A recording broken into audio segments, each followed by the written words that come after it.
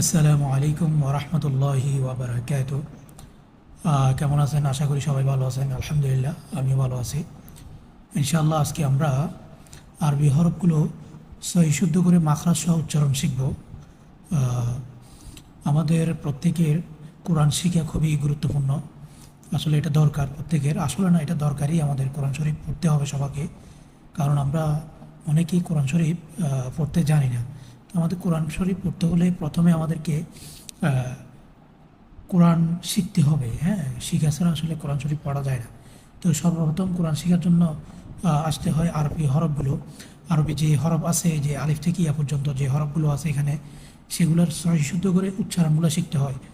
পুরো কোরআন শরীফে আলিফ থেকে ইয়া পর্যন্ত এগুলো দিয়েই পুরো কোরআন শরীফটা তৈরি করা হয়েছে। এর বাইরে আর কোনো হরফ নাই।